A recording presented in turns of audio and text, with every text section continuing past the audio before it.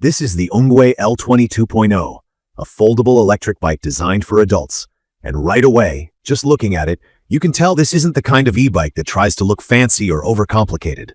It's got a solid, practical look, the kind of thing that makes you want to hop on and just go for a ride. If you're listening and trying to picture it, just imagine a sturdy aluminum frame, 20-inch fat tires that look ready for anything, and a big, plush seat that tells you your ride's about to be comfortable no matter where you're headed. The L20 2.0 has a simple vibe, but there's a lot going on here that makes it worth talking about. From my experience, what stood out instantly is how approachable this bike feels. I'm not someone who's been riding e-bikes forever. My background is pretty average, just commuting and looking for something reliable on weekends. Before I got on this thing, I honestly worried. Would it be too heavy or too complicated to set up? Was the folding joint going to rattle every time I hit a bump? Was I going to struggle with an annoying assembly process? Well, those nerves didn't last long. When the ENGWE L20 2.0 showed up at my place, it was almost fully put together. I had a little bit of work to do, like attaching some pedals and making sure everything was snug, but I didn't need an engineering degree. They include a toolkit, and everything is labeled pretty clearly. I'd say for someone who's new to electric bikes, that kind of hand-holding goes a long way. It's not intimidating at all. You're basically ready to ride in less than an hour. The shape of this e-bike is one of its key features, and you can tell it's made for utility. When folded up, it's pretty compact for a bike with these big 3-inch wide tires. The folding pedals are a nice touch because it helps save space whether you're throwing it in the trunk, RV storage, or squeezing it into a corner of your apartment. The fat tires give the bike some real presence. It looks sturdy, and it is. The frame feels tough, and it gives that extra confidence, especially if you're hauling cargo or just want something stable. I'm not a huge person, but even when I loaded up the rear rack with groceries or a backpack, the L20 2.0 never felt wobbly or flimsy. The paint job on mine is a deep green, which I really like, different from the usual black or silver that most bikes come in, but they have more options if you prefer something else. It's worth mentioning the display up front. It's a full-color screen, clear and easy to use, and right on the handlebars where you need it. Personally, I found it simple to navigate the basic info, like speed, battery, and mode selection. The only thing to keep in mind is that the screen isn't always super visible in direct sunlight, so if you're cruising during the brightest time of the day, you might need to shade it with your hand to double-check your stats. Not a huge deal for me, but worth knowing. Now getting into experience, the thing has a 750-watt rear hub motor, which means it's strong enough to feel punchy when you take off from a stop. It's got up to 111.25 watts at peak, which is plenty for city riding, hills, and even light off-road trails. The torque is 75 millimeters, and for those new to electric bikes, torque is what gives you that feeling of oomph, especially when you're climbing. The power delivery is smooth. I've found myself topping out around 20 miles per hour on throttle only. That means you don't have to pedal, just twist and go. But if you use the pedal assist, you can get up closer to 28 miles per hour.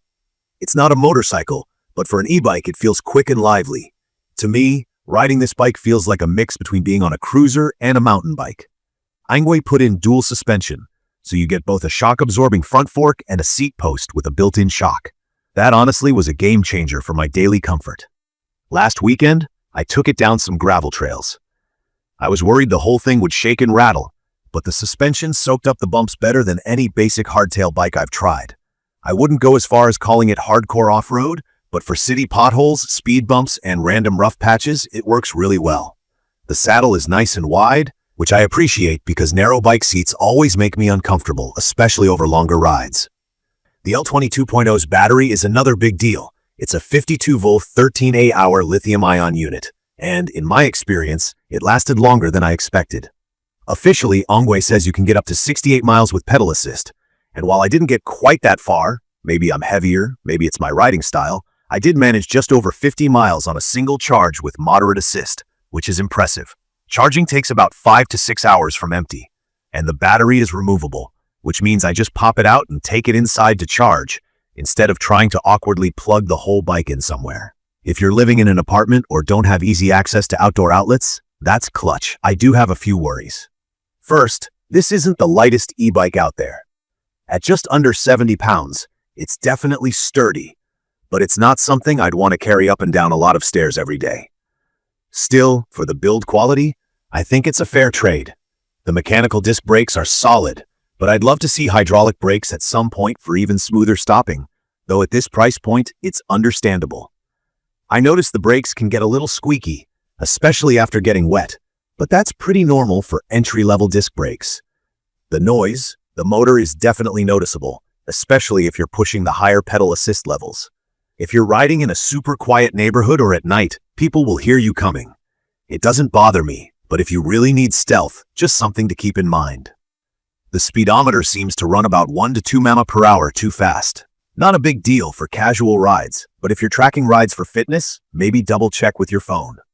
Adjustability is a plus. The handlebars are height adjustable, and so is the seat post.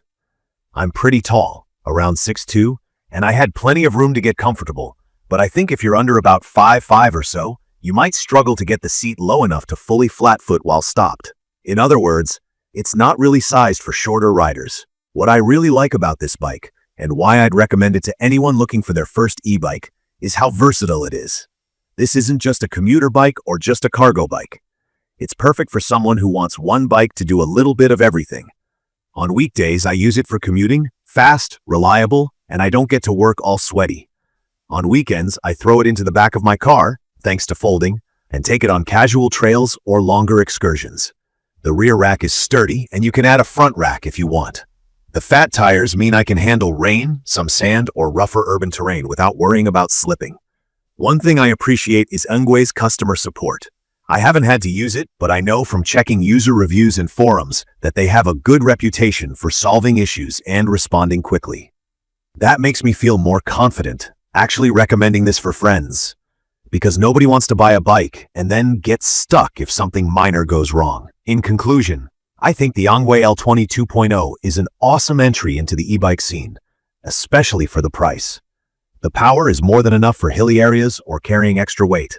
The battery life surprised me, and the comfort upgrades, like the suspension and adjustable fit, make a real difference. It's not totally silent or featherlight, but for under $1,000, you're getting real value, reliability, and versatility. If you're thinking of picking one up, I definitely suggest checking out all the specs and maybe looking for a color you like best. For anyone who just wants an e-bike that works, doesn't feel cheap, and is actually fun to ride, this bike's a strong option. If you have questions, want to see more, or have your own experiences with ENGWE bikes, make sure to leave a comment below. And please hit subscribe if you found this quick review helpful. Thank you for watching.